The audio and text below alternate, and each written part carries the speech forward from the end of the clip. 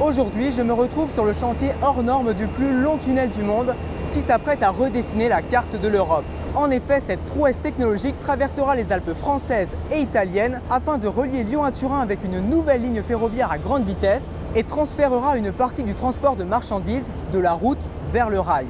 Cependant, prévu pour 2033, la construction de cet ouvrage gigantesque est extrêmement complexe.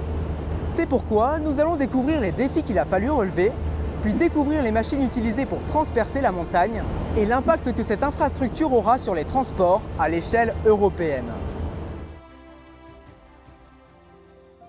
Le plus grand défi a été de reconnaître que ce tunnel, au coût actuel de 11 milliards d'euros, composé de deux tubes principaux de 57,5 km et ses 49 km de galeries de service, était une solution incontournable. En effet, actuellement c'est ce tunnel du 19e siècle, situé à 1300 mètres d'altitude, qui permet au train de circuler entre la France et l'Italie.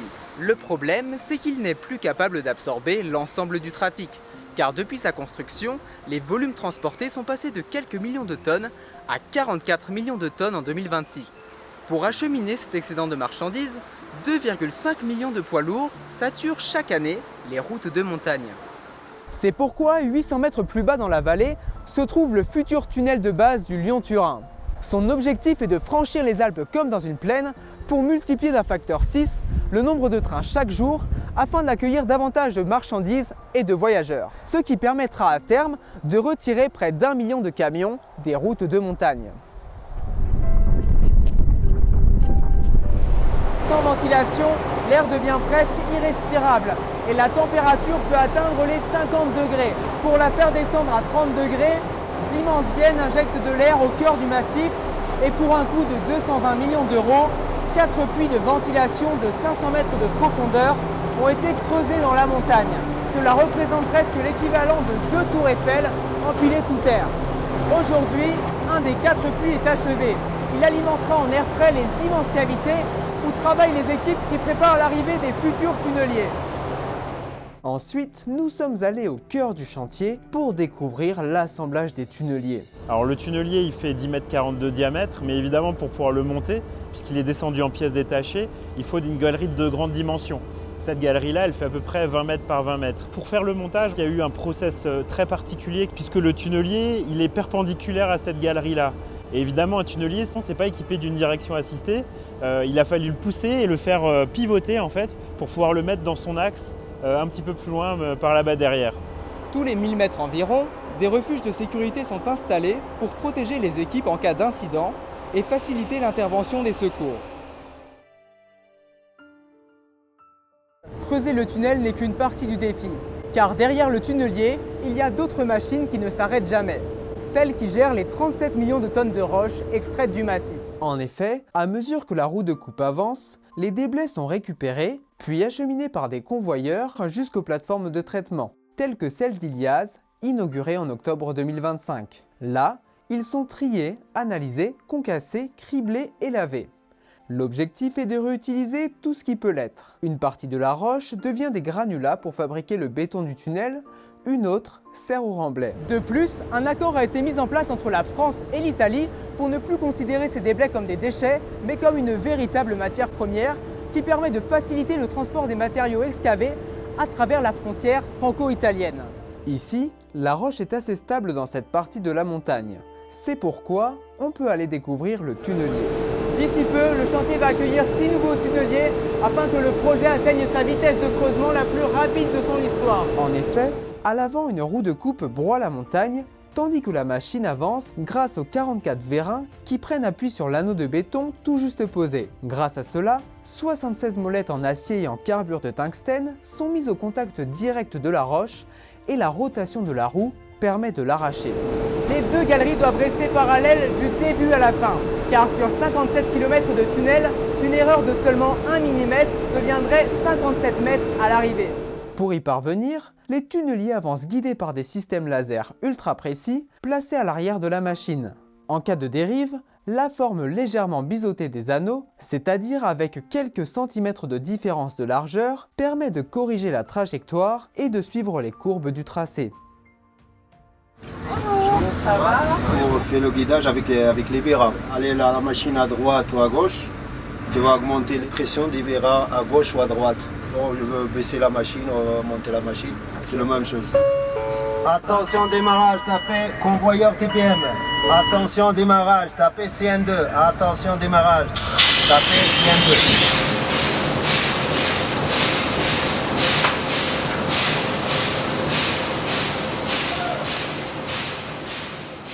À présent, on ressort à l'extérieur pour aller découvrir les parois avec le tunnelier. Le tunnel définitif apparaît presque en même temps que le tunnel est creusé, puisqu'au sein même du tunnelier, d'immenses bras mécaniques installent les voussoirs, qui sont les éléments de béton qui constituent les parois définitives de l'ouvrage. Aujourd'hui, une usine géante située dans la vallée de la Maurienne tourne déjà à plein régime pour alimenter les tunneliers qui sont en train de creuser. Chaque élément est fabriqué avec une précision millimétrique, avant d'être entreposés pendant un mois à l'extérieur. Ils sont ensuite transportés jusqu'au cœur même des tunneliers grâce à des trains sur pneus. À savoir qu'un laboratoire est intégré directement au chantier pour tester des échantillons de béton prélevés quotidiennement. Pour continuer, on change à nouveau de chantier opérationnel pour aller découvrir la méthode traditionnelle qui est utilisée quand la roche est instable. Donc le tir a eu lieu hier après-midi, donc nous avons fait le marinage des déblais que nous avons évacués en surface. Et là maintenant, après le confinement du front, nous sommes actuellement en train de poser les cintres. Nous allons en poser 3, nous allons les bétonner et ensuite un nouveau tir aura lieu cette nuit. Et lorsqu'elle est instable et fracturée, ce sont d'immenses marteaux hydrauliques qui creusent directement la montagne, puisque l'onde de choc de l'explosion ne peut pas être propagée. Une collaboration avec les plus grands méga-projets internationaux, comme ITER pour la sécurité ou le métro du Grand Paris pour les tunneliers, permet d'échanger sur leur expérience. Pour finir, on découvre comment la paroi définitive du tunnel est installée avec cette méthode. Derrière nous, on peut voir l'outil de contre-voûte. C'est un outil qui va nous servir pour faire l'étanchéité qui se trouve dans la contre-voûte. Ensuite, le ferraillage et le bétonnage. Une fois l'étape de bétonnage réalisée, le bas de contre-voûte est terminé et l'étape réseau peut commencer. Entre l'étape de la voûte et de la contre-voûte, une membrane d'étanchéité qui empêche les infiltrations d'eau et assure la durabilité de l'ouvrage est déployée. Le temps de cette étape, le tunnel arbore une apparence étonnamment esthétique, avec des parois blanches, lisses et uniformes. Donc là on est sur la partie voûte avec les mêmes étapes de travail, mais par rapport à la contre-voûte on a des volumes de béton qui sont assez conséquentes. Avec du béton qui a été coulé hier soir et on a effectué le décoffrage, et donc ici on a environ 80 cm, mais sur les premiers plots du tunnel on avait une épaisseur qui allait jusqu'à 1,50 m. Tout ce béton ici donc il est acheminé par pompage, les toupies donc descendent en galerie, et ensuite on a des conduites donc qui acheminent le béton au plus proche de l'ouvrage donc pour pouvoir couler ce plot de voûte qui fait à peu près 200 m3.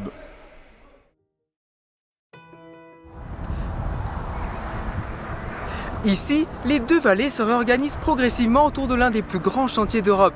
À l'extérieur des villes, d'immenses tapis roulants industriels sillonnent les paysages. Et pour près de 100 millions d'euros, un échangeur autoroutier est achevé depuis janvier 2026 en Italie, avec l'objectif de réduire au maximum le trafic des poids lourds dans les zones d'habitation. Tandis que dans les centres-villes, des centaines de logements sont rénovés, agrandis ou reconstruits afin d'accueillir les ouvriers et leurs familles. De nouveaux hôtels apparaissent et des équipements publics sont modernisés et des espaces culturels sont également développés. Car derrière ce tunnel se joue aussi l'avenir des vallées alpines. Longtemps freinée par la barrière des Alpes, elle pourrait devenir demain un carrefour ferroviaire majeur entre les grandes régions économiques européennes.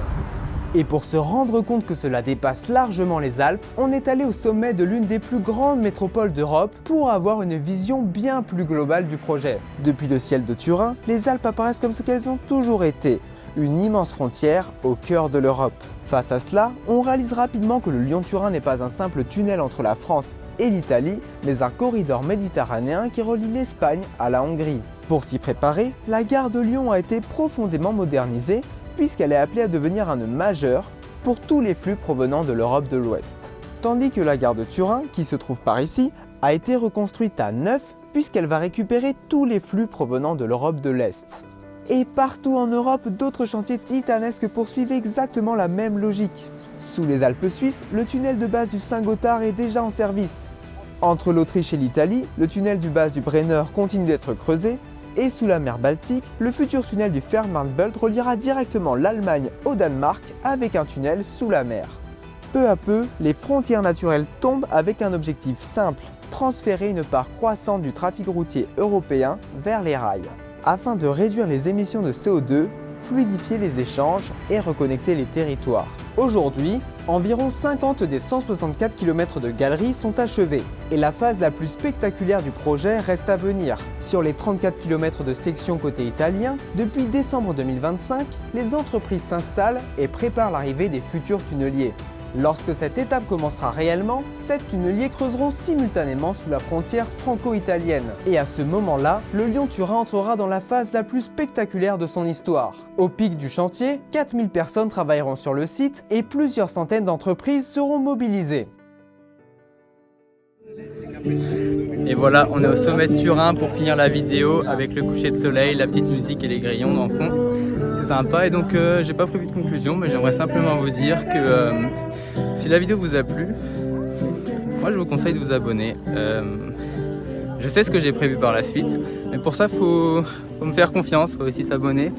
Et je pense que ça peut être sympa la suite, mais faut surtout me dire si ça vous plaît en fait. Et donc après ça, voilà, les choses se feront naturellement en fonction de vous, de moi et de ma motivation et ainsi de suite.